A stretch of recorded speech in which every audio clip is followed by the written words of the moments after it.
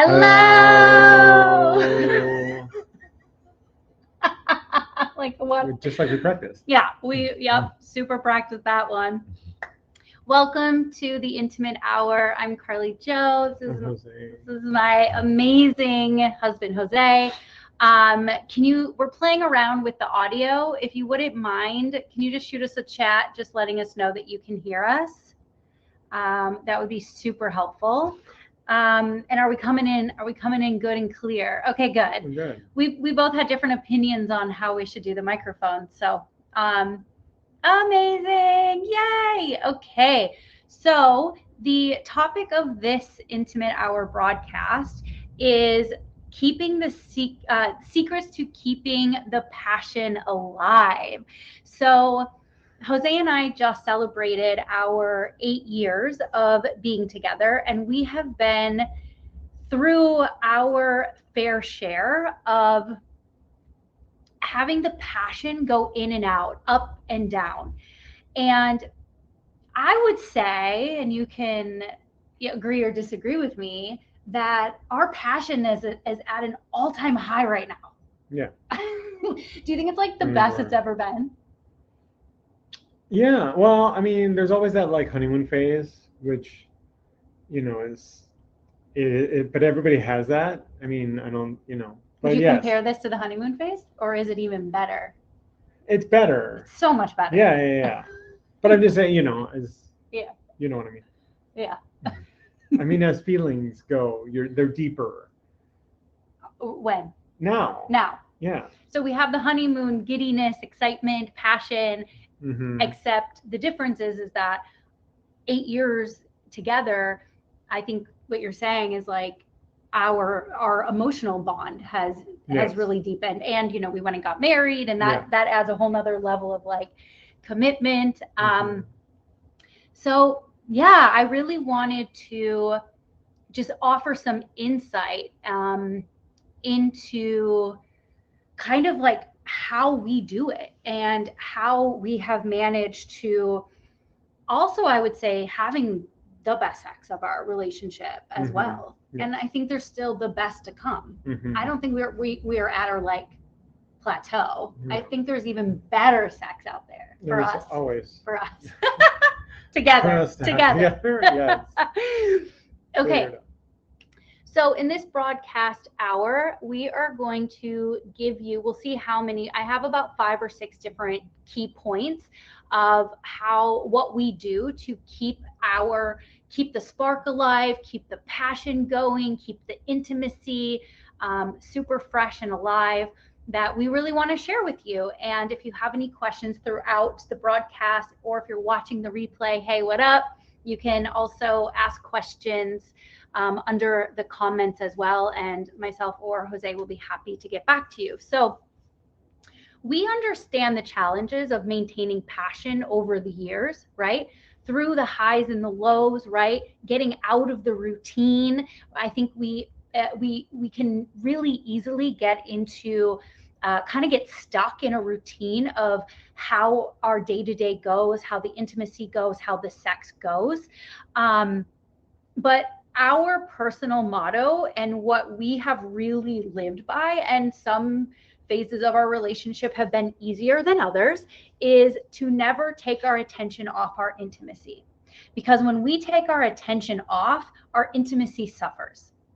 And we've seen that. We've gotten into some really, really sticky spots, and we've gotten into some really bad spots.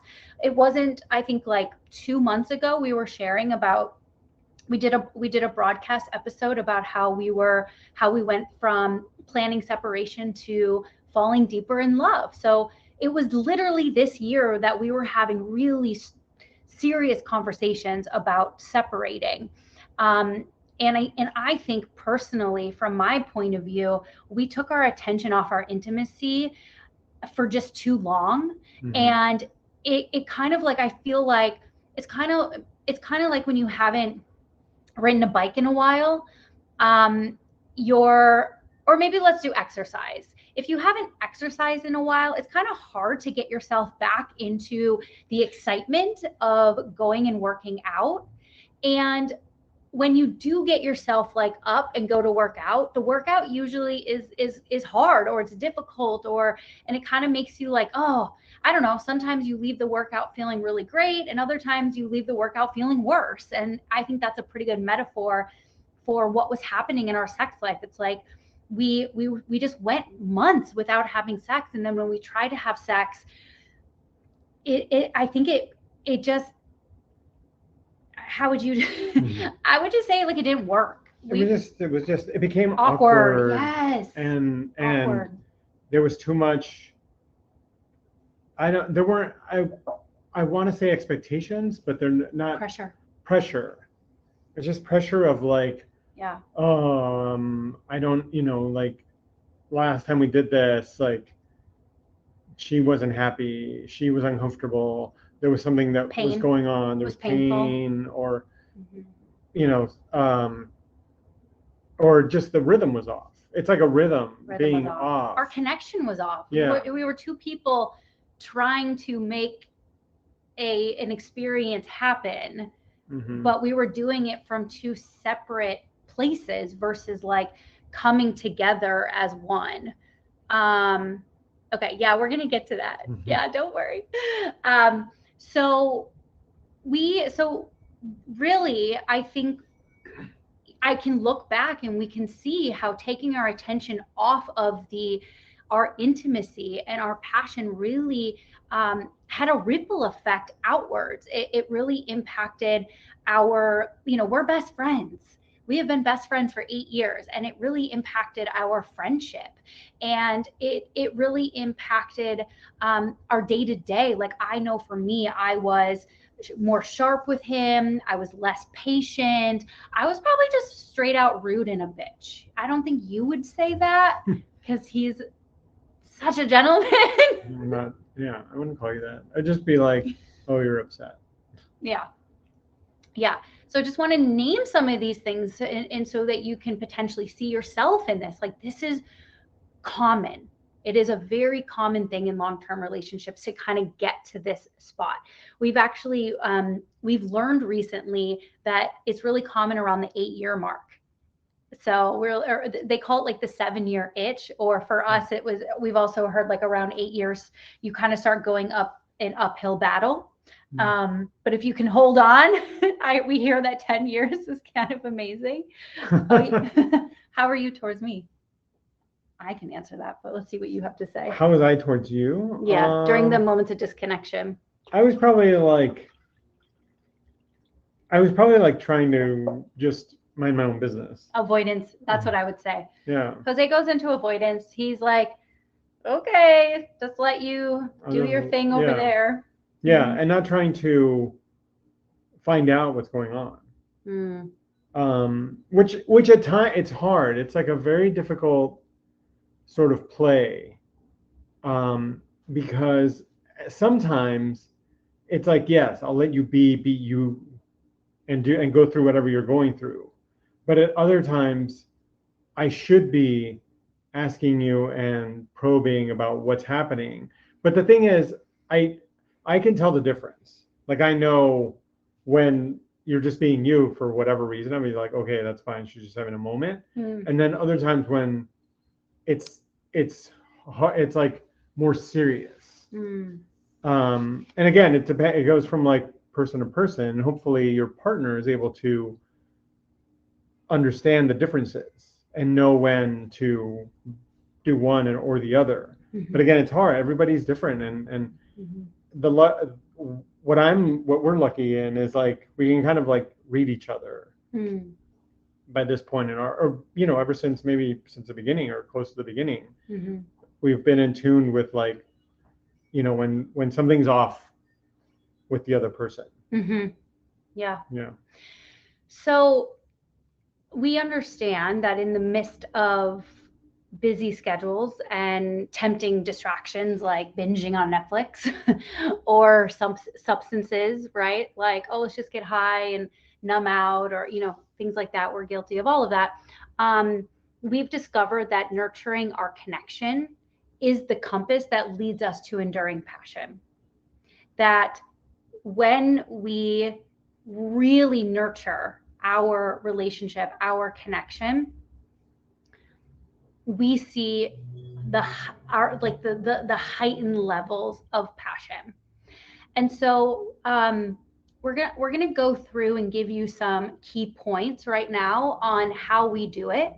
But before we do that, we just explained, I think we did a good job of explaining where we were then and where we are now. But I also I just want to like slow down for a second here and make sure, like, yes, a few, earlier this year we were in a very serious conversation about separating. We just hit like an all-time low, and now by doing the following things that we're going to walk you through and talk about and give you personal examples in our marriage, I would say we are the most connected we have ever been. You can, why don't you tell them? Okay, so I used to be a rude bitch. Now what am I? My words. But what would you say I am now? You just told me the other day. Sweet and loving. Anything else? And so beautiful. So I'm sweeter. I would say nicer. Nicer, yeah. And would you say I act more in love with you? Yeah. Yeah. Versus before, where I was just, y'all, it got so bad. I think I shared this on a different episode, but it got so bad that there was this one night where I made dinner, and I know that this man hates onions, and I made a dinner and put onions in it, and he was like, babe, when you make a meal with onions, can you either chop them really small or make them really big? And this is when I knew shit was bad, because I looked at him and I was just like, no, I don't give a flying fuck about your preferences, and you're not liking onion. Like, that's when I was like, oh shit, I need to go get some help, which I did. But I was like, this is bad. If I'm like that, just not caring about him. Okay, so I think first we need to discuss the evolution of passion, right? And the evolution of when we've been together with a partner for a really long time. So Jose talked about in the beginning, yes, you've got that honeymoon stage. There's literally drugs going off in your brain that create these like bonding chemicals. Like, there's this giddiness, there's this excitement, there's this newness, there's this freshness. And a lot of times it's like we want to hold on to that forever, but eventually it does die off. And what comes next is, I would say, like a deeper connection. And it's usually after your first like kind of big fight that, once you have like a conflict resolution, I do think that bonds you. Like, every time we have really, really intense conflicts, and we can get through it, so far, we've always gotten to the other side. And when we're on the other side, we get stronger. So it's not about avoiding conflicts. It's not about having this perfect marriage where nothing happens and there's no issues, right? It's really about how do you resolve the conflicts? How do you show up inside of these trying moments with one another, right? Because passion transforms and adapts over the course of a marriage. There's going to be highs and there's going to be lows, right? And there's also just an acceptance of that. And I'll say, there's a couple myths in my line of work that it has nothing to do with how long you've been together, and it has nothing to do with your age. So there's a lot of misinformation out there that says, well, this is just what happens when you've been together for 10, 20, 30 years. The passion dies. It's not true. I just don't think people have the right tools or skill sets to navigate these really important discussions. And then also there's an idea that, like, as we get older, our parts don't work as well. And we're just less sexual, or, ED happens, sexual difficulties, or, women going through perimenopause or menopause, and we dry up and we're just like less sexual. And it's like, I actually don't subscribe to that either. I've seen for myself and so many of my clients that I've supported up until 60-year-olds, that it absolutely, does not, and yes, does getting older have an impact on your sexuality, sure, but it doesn't mean that as you get older, it's like it goes away. There's so many tools and things that you can do to support it, which I teach. So if you're interested in learning more about that, you can always reach out. So it's about accepting and embracing the changing dynamics, while also, like we said, like keeping the spark alive. And we're going to talk about some different ways to keep the spark alive, because relationship transform. They just do. They transform and they evolve as times go by. And it's really important to embrace this transition. And we'll talk about some of the transitions that we've been through. The intensity of that initial passion, yes, it might mellow, right? But it can deepen into a more profound emotional connection. So we might not have that honeymoon but we have a deeper emotional connection now than we've ever had. And that has translated to some really hot passion inside and outside of the bedroom. So yeah, again, just recognizing that change is natural. And I hope that alleviates some unnecessary pressure and can help you and your partner embrace this journey together. Woo! Good job. I'm like real fired up. This is my favorite topic. Anything you want to say while I take a moment? What do I want to say? Just anything on that. I feel, yeah. Well, I think that it's easy to say, it's not easy to say, but it's difficult to do. There's so much going on in life that sometimes this gets put on the wayside, and it shouldn't be. It should be as important as, taking a shower every day. Yes. Not that people everyone do every day, but it should be as important as being hygienic and clean. Yeah.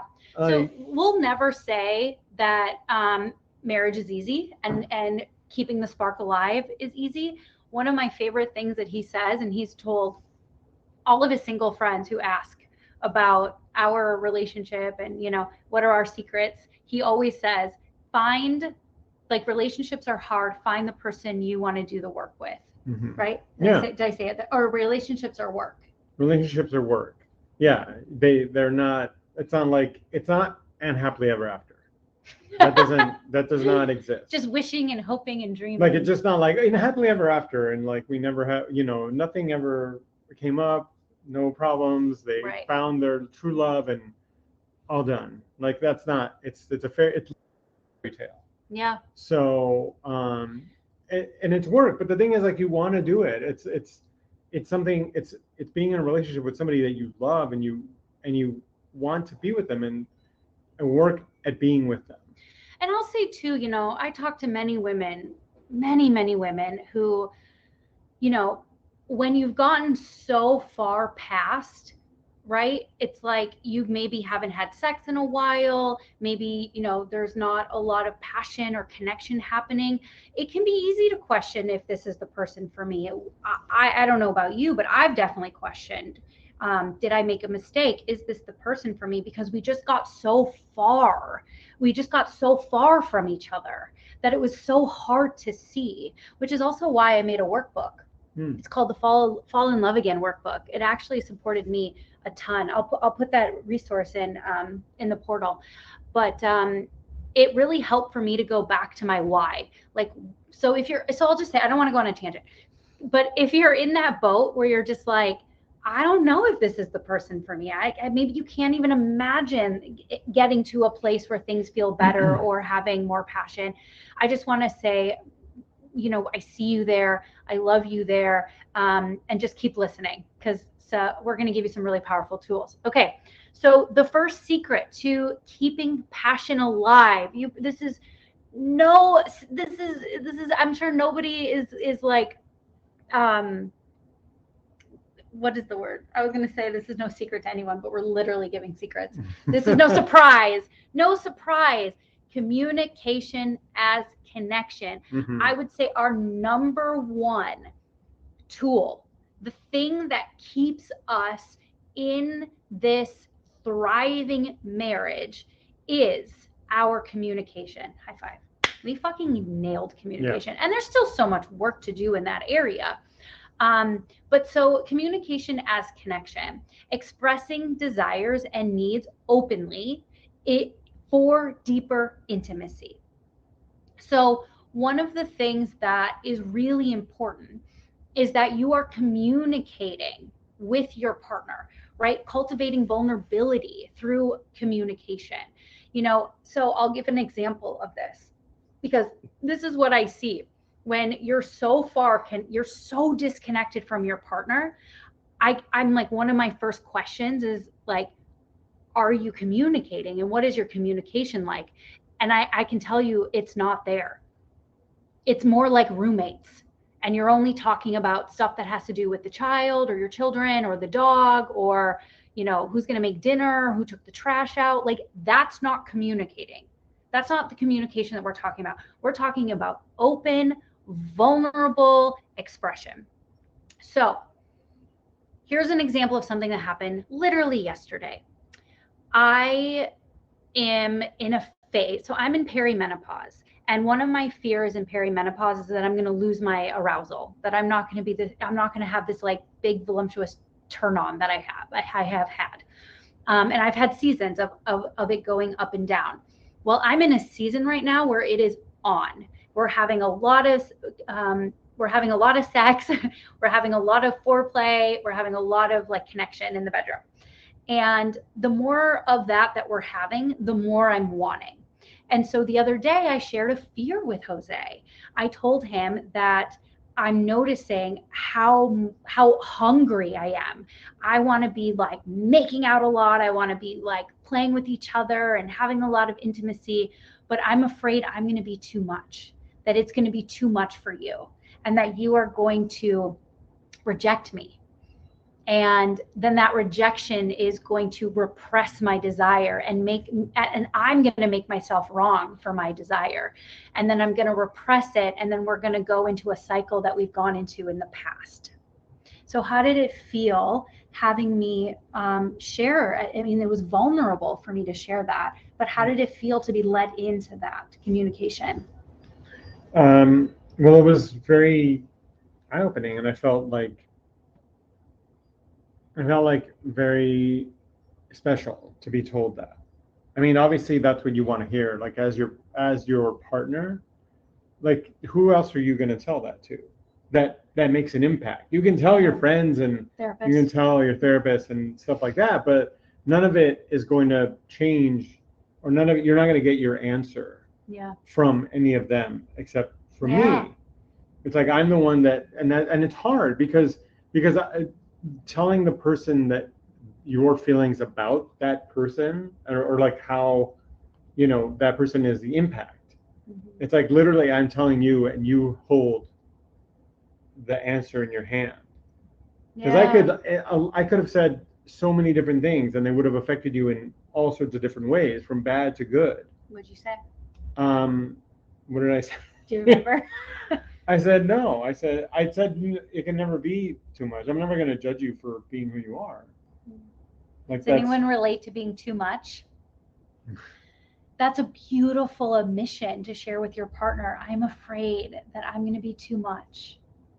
And not naming that would actually create more of this story that I'm too much, and it would prevent me from sharing my fullness with him, sharing my desire, sharing my turn on, sharing my enrolling him in my arousal, right? And it could have prevented us from having all of this like amazing sexual connection that we've had recently. So that's an example, right? So open and honest communication is the cornerstone of any healthy relationship, right? So as years go by, it's crucial to continue sharing your feelings, sharing your desires, and sharing your fears with your partner, right? Letting them in is so generous. Do you have an example of letting me in? Because I know for men, it's not always easy. Well, it's not easy for anyone, but I would see if I can give an example. I'm not sure. I can think of one when Yeah. you shared with me one of the issues that we have had in our relationship is like Jose having desire but not taking action. So feeling arousal but not taking action. And so um, there was a time not long ago that Jose shared with me about how he's like, I just want to acknowledge that I see you trying, like I see you trying to activate intimacy and passion. And you told me the experience that you were having of like how you could see it and how you could feel it, but you shared with me what was going on that was preventing you from responding to it. Yeah. It was well, it was just a matter of not rejection, but um, failure, criticism. Yeah. Like just like I would start to do, I would like if I wanted to be, if I was having sexual feelings, I was like feeling attraction. I was like, my fear would come in like, oh, I'm gonna approach this, and she's not gonna be into it. Or she's gonna start, and then I'm gonna do something, and she's gonna be like, "No, I told you before." Da da da da Yeah. da. And I'm like, "Yeah, yeah, right." So it's like already putting that I failed before even Yeah. trying, which Yeah. prevents me from trying. So it's like a cycle. So I have the fear of being too much, which prevents me from putting myself out there. And then when I put myself out there, he has a fear of failure, which prevents him from acknowledging or taking action. Mm-hmm. So I'm sure there's a dynamic playing out like this in your relationship as well. But you're never going to know what that is until one of you opens up Yeah. and openly shares with the other person. Because by him sharing that with me, because I think it's really easy, and I work with women, so I can speak more to the female experience. But I think it's really easy for women to project onto their partner that you don't want me or you don't find me sexy, if they're not initiating or if they're not like mauling us all the time, like all over us, right? Or if we initiate and they don't respond. It's really easy to create these stories in our head or these narratives in our head that I'm too much, he doesn't want me. And by sharing the vulnerability of that fear with them, right? It's like it allowed Jose to then feel me in that and tell me like, wow, that's not true. Actually, what's happening and why I'm not responding to you is because I have a fear of letting you down. And it's like I'm like, thank you for sharing that with me. That is so generous. Like I can feel you, and when I can feel you, when we can't feel each other, that's when shit gets real bad.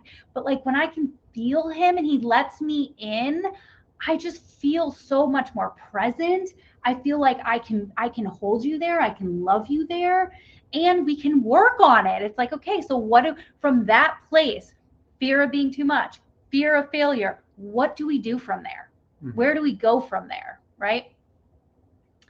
Whew, that's good, babe. Mm-hmm. Okay, so that's the first one. Let's see if there's anything else. Okay, we're going to talk about that. That's a great question. What do you recommend if no one is initiating? Yeah, that's very common as well. I would say that yes, there's like a disconnection happening, and we are going to talk about that. Mm-hmm. So coming back, so we just talked about communication as connection, right? So using communication as a tool for getting into connection.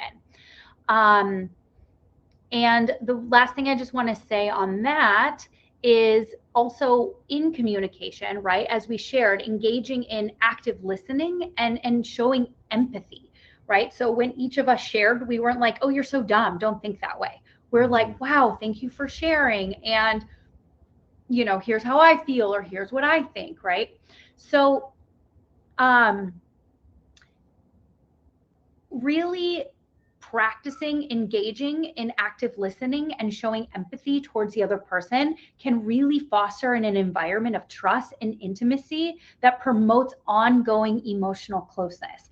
So bearing my heart to him, having him respond so beautifully builds trust. I'm like, oh, I can trust him.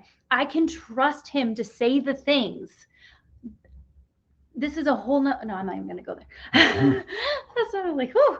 I can trust him with my heart. I can trust him with my biggest fears. I can trust him with my my biggest like vulnerabilities, and that builds so much intimacy. Most people think it's the opposite. Sharing that stuff will make things worse. Mm-hmm. Also depends on your partner, you know, but I would Yeah. say it's a great way to build intimacy. So let's go to, we're not gonna have time to hit all of these, but I feel like I think this is to the question that we received about what do you recommend if no one's initiating. Mm-hmm. So the next key or the next secret to keeping the passion alive is rediscovering each other. So there's so much magic that can happen in shared experiences and in curiosity, right? So when you've been together for a long time, we can have it that like, oh, we know that person, we know what they like, or, you know, like there's nothing new to discover. And it's absolutely not true. We are evolving humans. We are constantly growing and changing, which means that we have to invest in continuing to learn and grow with each other, right? So one of the things that I highly recommend is rekindling the sense of adventure as a source of passion. So having different unique passions. So like one of the things that we're doing right now is we go on weekly date nights away from the phone. No, I'm not talking about date nights with Netflix. I'm not talking about date nights where one person is scrolling on their phone. And we put in a lot of thought into these date nights being something unique and adventurous. Because when you get yourself out of the routine of what you're doing and you try something new, right? So when you make here, let me say it another way. So when you are busy, you've got your job, your career, your kids, the stresses of life, right? But it's easy to lose sight of spending quality time together. But when you make conscious effort to engage in activities that you can both enjoy, and you get to create new shared experiences with one another, this in itself can reignite your sense of adventure and help you continue to learn about each other, even decades after being together. It's so easy to get complicit. Complicit. It's so easy to get complicit. We got complicit. We got into, I don't know, whatever. We got into a real rut of just, honestly, he was eating at the dining room table. I was eating at the coffee table, watching TV. And there's nothing wrong with watching TV, but it's not actually creating connection. So I would say, right, it's like trying something new. Doing like a new shared experience together, having a new adventure together can really, really support the reignition of the passion. There's also anything you want to say there? Rediscovering each other? Well, it helps to recreate, not that you're trying to recreate, but when you do new and fun things, like if you're doing something new that neither of you have done before, it takes you back to that feeling of when you were first together. Yeah. Of you're like, oh, I like this, or I've heard of this, or let's go do this together, let's do that together, and you're kind of like discovering something new with your partner. Mm-hmm. You're like, I finally have somebody that I can do this cool thing with that I've always heard about. And it kind of puts you back in that mindset of like, neither of us has ever been there. Wow, this is going to be new for both of us. What are we going to find? Or, something like that. Yeah. So that's rediscovering each other. And the next secret that we have to keeping our passion alive, and this one is huge, and I would say we're also really, really good at this, is prioritizing self-care and wellness. So I have my life he has his life, and then we have our life. We've always been really good at that. In fact, we're both going away this weekend separately. Jose's going to, I don't even really fully understand what he's going to, but he's going to the desert to listen to music in a pool. I'm going to spend some time with my best friends, right? And it's like we're having separate experiences. So taking care of yourself individually is really crucial for the health of the relationship.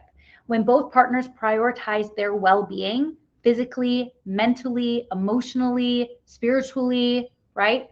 It contributes positively to the overall connection and energy within the relationship. We cannot be everything for one another. I cannot be his source for it all. I can't be his only social, I can't be his therapist and his social network. We can't. It's too much, right? We need to have separate experiences. And it's so important that each partner take care of themselves individually. I would say it is one of our biggest secret weapons. Mm-hmm. Yeah. I mean, he's gone every Wednesday night. Every Wednesday night, he's gone off doing his thing. And yeah, I have sometimes I'm like, oh, why are you leaving? But then I'm like, oh, thank God I have a night to myself, and I have spa days. I try to do something in self-care for myself those nights. And then it also brings in some excitement, you know. There's a difference when you are with somebody, even like you can look at your family, friendships. There's a difference when you're around somebody who's taking care of themselves and when they're not, right? There is a spark to them when they have really invested in their self-care. Mm-hmm. Anything else? That was a really itchy. Oh. Yeah, no, I just feel like you said, having separate lives, having part of your lives be like separate is important, because I just feel that there are just moments where you like to do things that you like, and you're on your own, and you're just like, oh, these are the things that I like to do. Mm-hmm. My partner may not like it, but that's fine. She didn't sign up to be, on my hip 24/7. Mm-hmm. So it does. It also gives you like a feeling of, again, something new to them. It's something that you can experience with your friends or with your doing whatever you're doing and bring back to your relationship. You're like, oh my God, this happened. This. Yeah. Or I noticed this situation, and I thought how it would relate to us. Mm-hmm. There's so much exposure to just different people and the world, yeah, that you can use it to feed, mm-hmm, your relationship when you're back together. That's really true, because we've been having a lot of fun. We've been, since COVID happened, there was a lot more togetherness. Right. And now that we're somewhat out of the woods, I think, there has been more separation during the day, like during the work days. And we've been having so much fun. Like we come together at the end of the day and we share our experiences with one another. We just went on a beautiful walk in nature, and we just took turns. I was like, tell me about your day. And then I shared about mine. And it just is versus what it was before, when it's like, oh, there's nothing to talk about because we're not doing anything individually, right? Mm-hmm. So, which brings me to, and I think this is going to be more, all of these are great examples of your question on what to do if no one's initiating. So another secret to keeping passion alive is sparking romance daily. Mm-hmm. Sparking the romance daily. We've got some different ways we do this. Some might be a little more advanced. They might be a little out of range, and that's okay. But I'm telling you, small gestures have a big impact on romance, right? So here's one thing. We can do the launching and landing. Mm-hmm. Here's one of our tools. Launching and landing. So we always launch each other. So every time one of us is leaving the house, we launch each other. We come up to I was on a call today. I was a participant on a program, and Jose peeks his head in, and I know he wants to launch. So he says, is your camera on? And I was like, yeah, just a moment. I turn my camera off, right? So there's no exceptions to this. We launch no matter what. We drop what we're doing. And I know I get sometimes that's not possible, but we do the best that we can. Sometimes there is. Do you remember the other day he was on a he was on a work call, and I contorted my body so that the people on the call couldn't see me, and I was like, bye. And he stuck out his hand and we squeezed hands. So like, this has been a practice for 8 years. We always launch. It's always a hug, a kiss, I love you, have a great day, have fun, check in, whatever it is, right? That's the launch. Landing is when you come back together. So whoever has left, when you come home, I've seen this a lot. I've experienced this where couples will just be like, oh, she's home. Yeah. We stop what we're doing if possible. I mean, if I'm on a client call, obviously it's a little bit different. But when I'm off the client call, we land. We come back together. We hug, we kiss, we say hi, we acknowledge each other. So we launch when we separate, and we land when we come back together. Mm-hmm. That is one thing that we have practiced for 8 years. And it has absolutely helped and keep the romance alive, right? Also, keeping the element of surprise and excitement alive. That can be a small way, a small gesture that has a big impact, right? So do you have any examples of how we've surprised? I feel like you're better at this than me. Surprise each Yeah, other? how we surprise each other. You mean like when I come home and you're like, oh my God, who's there? No, surprise. No, the element of surprise or excitement, like small gestures that have a big impact. Yeah, when I do things for you, you like that. Oh my God, when he oh yeah, I'll share my advanced practice. Yes, that's a really good example. When he puts gas in my car, he knows I hate putting gas in my car. I hate going to gas stations and putting gas in my car. Or when he one day, a lot of car examples right now, but he came home one day and he was like, all of your tires were bad, so I took your car to the shop and got all your tires fixed. This is where knowing your love language, right? So I'm acts of service. And so when he does acts of service, it absolutely tugs at my heart. Your love language is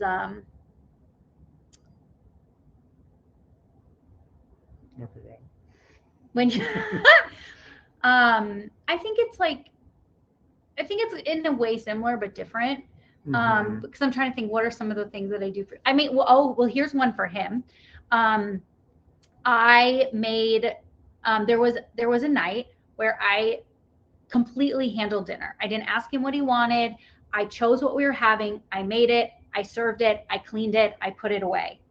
That was a small gesture that had a big impact for him. He loved that. And he said, and how I know this is because we communicate, he said, I really felt loved in that, right?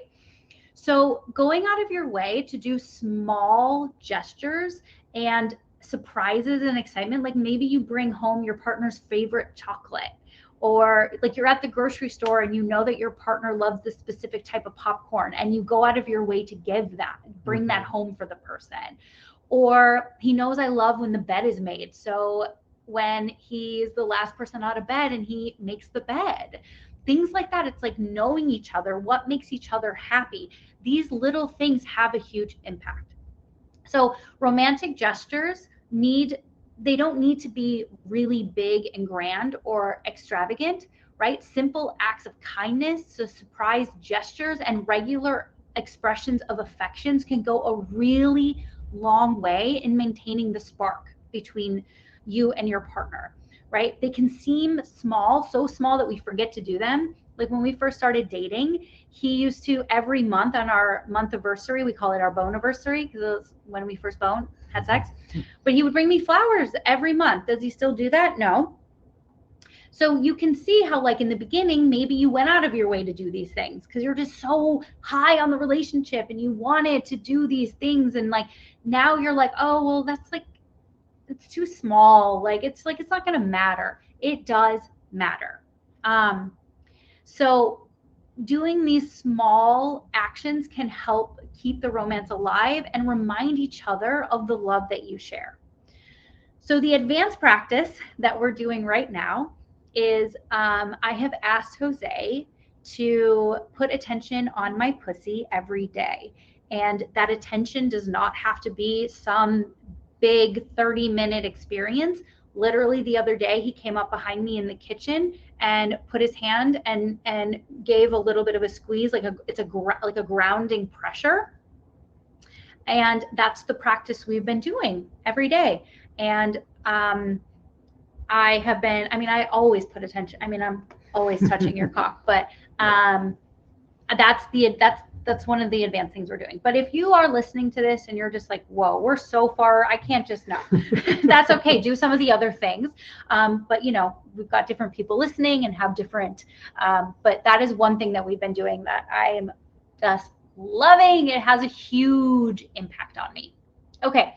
Let's do this last one. I didn't think we were actually going to get through all of these, but we have one more. Do you want one more secret to keeping the passion alive, or are you feeling full? This might be enough. You might be like, whoo, I'm good. They can pause and come back. Yeah, you can pause and come back. Great, great idea. So our last secret to keeping the passion alive is physical connection beyond the bedroom. So never underestimate the role of touch, cuddling, non-sexual intimacy. Do not underestimate how powerful non-sexual intimacy can be. The simple gesture of holding hands, putting your arm around somebody. I come up behind Jose when he's working and I just take my hands through his hair and I scratch his head. Humans are so deprived of physical touch, right? We often think like, you know, touch isn't only in the bedroom and only for sex, but it actually starts outside of the bedroom, right? So, yeah, touch. Okay. Enhancing emotional closeness through the physical connection. Right? So one of the things that we do, because I love it, is I love when my feet are touched. I love my feet being massaged. So almost every night, Jose massages my feet for me, which is something that we do that brings us close and brings connection and physical connection for us, right?